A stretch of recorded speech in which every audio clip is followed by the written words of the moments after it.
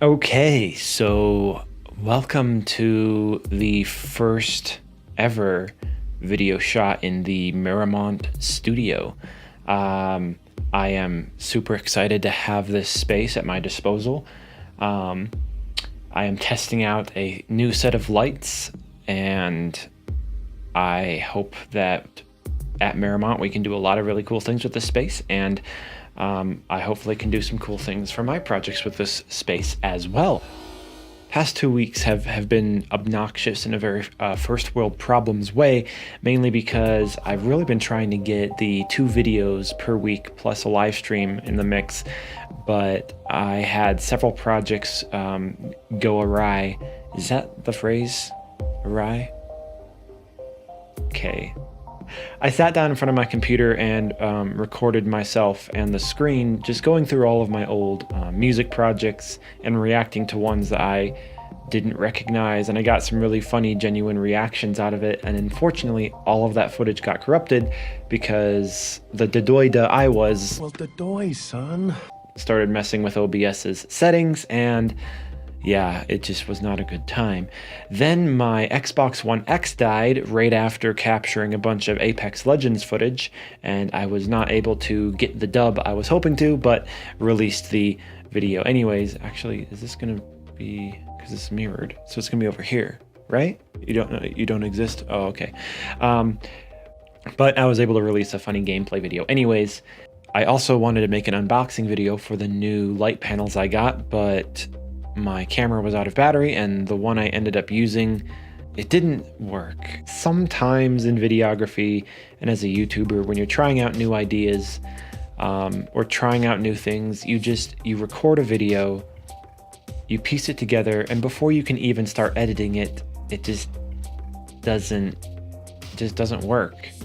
It's not the first time this has happened, and I probably have 100 gigabytes or so of various projects that just didn't work. But I look at it in the way of a learning experience of how I can do things better.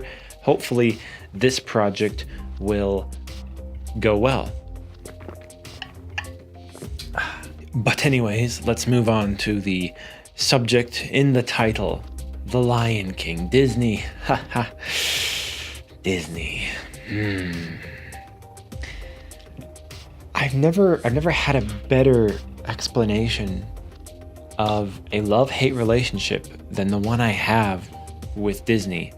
Not Disney Animation Studios, not whatever other trillions of subsidiaries they have bought, butchered, and left for dead, but the Disney Renaissance. You know these movies, because these are the movies that anyone who, Disney fan or not, knows about. We're talking about Aladdin, Beauty and the Beast, Lion King, and the other ones that I might be putting up on the screen right now because I'm drawing a blank. So, The Lion King remastered. I just had an epiphany. This wasn't where I was going to go, but video game companies have proven a successful financial model remastering games. Sometimes it's a 10-year anniversary. Sometimes it's just because, not even a 10-year anniversary, and it works. People still buy the games. Todd Howard, stop, please. Just give us the next Elder Scrolls. So production companies, let's just use Disney as the example, because they are the biggest example, have used the advances in CG technology to remake these classic movies on the big screen in live action with a lot of CG, and it works sometimes. I loved the recreation of The Jungle Book. I felt like the photorealistic depiction of the animals was done well. And as far as Beauty and the Beast goes, I think some of the characters were brought to the screen really well. I have mixed feelings about some of the creative decisions, like how the Beast looked and how Lumiere and Clocksworth looked. They looked way too detailed and just had no personality. And that's the thing, you have this hand-drawn animation style that was used up until the late 90s, or is it very, very early 2000s, whatever it was, that had so much limitation to the detail. And now with CGI, they basically have unlimited detail. It's just how much time, money, and render time do you want to put into these 3D animation? I don't know, this is a trailer analysis, right? So the new trailer dropped for Lion King, and it's not like trailer 2, but this one immediately hits you with that nostalgia of that gorgeous, massive African sunset rise. And the shot of the rhino looking up, I might have to pull that up, but isn't that the exact shot of a rhino looking up? Isn't this exact shot of a cheetah walking up onto a log? Isn't this the exact shot of cranes flying over this gorgeous water? Are we seeing something here?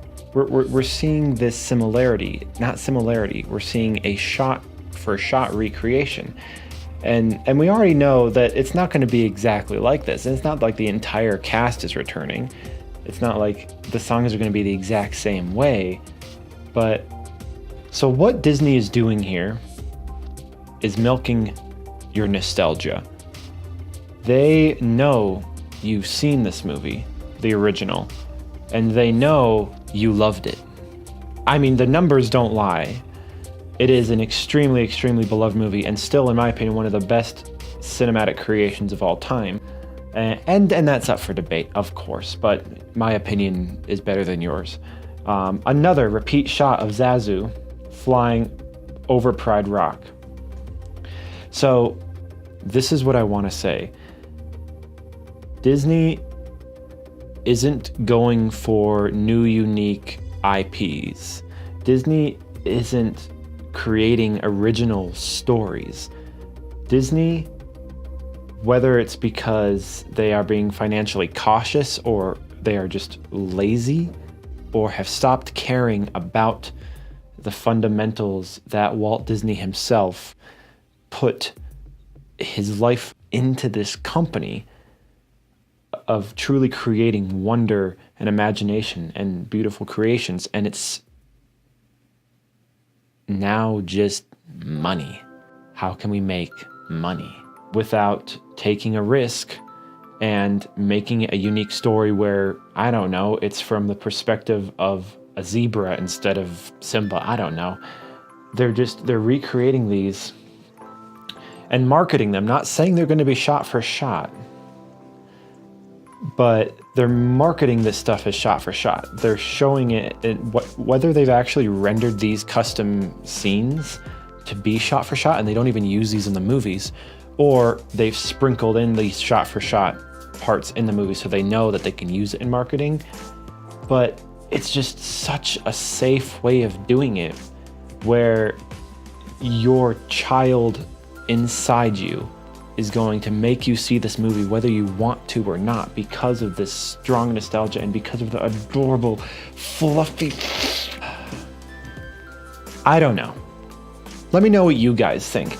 Do you guys think that this is just Disney devolving into a stereotypical corporation that's only in it for the money and has stopped actually caring about creating something new and taking big chances? Because there are other people out there who would rather take a big chance than take a big paycheck.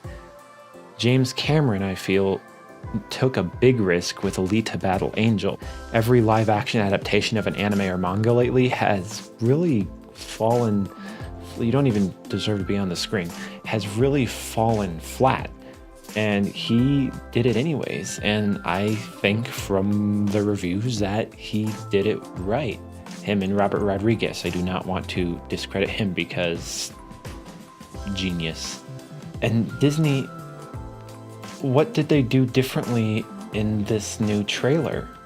Their first trailer, nostalgic sunset.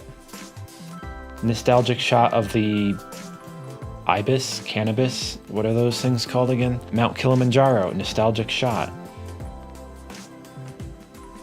The exact same shot from the new trailer.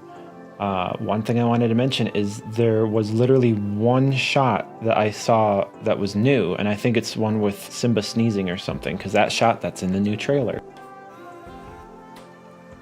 That's the biggest one. I think that's when the child in me was sold.